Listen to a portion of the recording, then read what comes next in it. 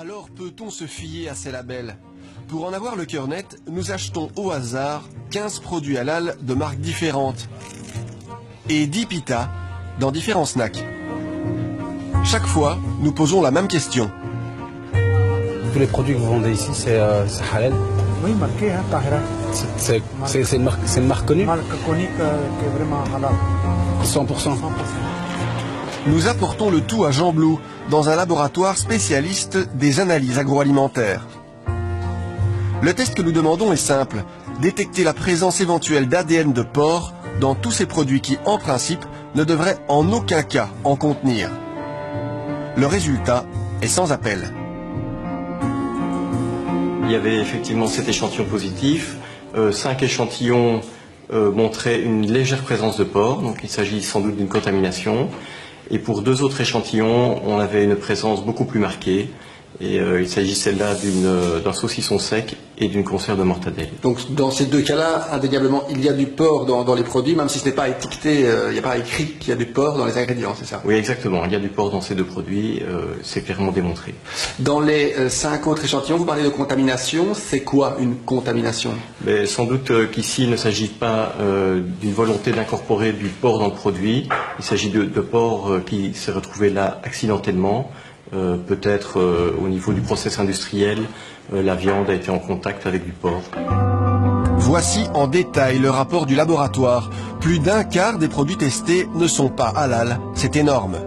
4 des 10 pitas analysés contiennent donc une viande présentant de légères traces de porc, idem pour cette mortadelle.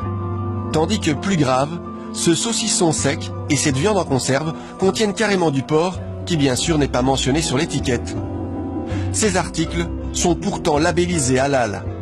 La marque Sebian qui fabrique ce saucisson n'a pas souhaité répondre à nos questions. L'autre marque, Tahira, aurait été contrôlée et déclarée conforme par un certificateur. C'est ce que mentionne la boîte.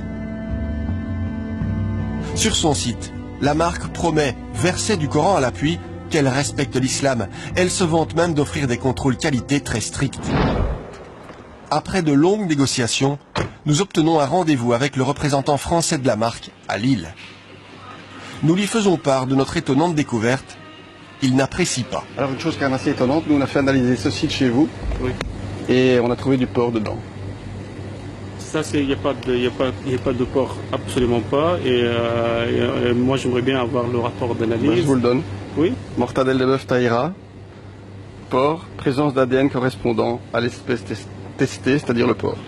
Ça, c'est faux. C'est faux, complètement faux, bien sûr. On a des responsabilités devant Dieu et devant la communauté. Je respecte énormément les musulmans et je n'ai envie de salir personne.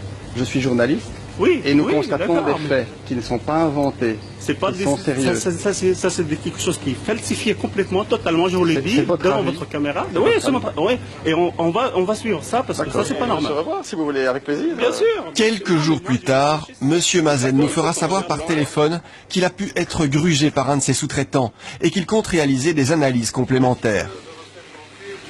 Mais la fiabilité de ce produit est bel et bien mise en cause. Pour que le halal soit vraiment halal en Belgique, il y a encore du chemin à parcourir? Ouh là là, encore beaucoup d'années.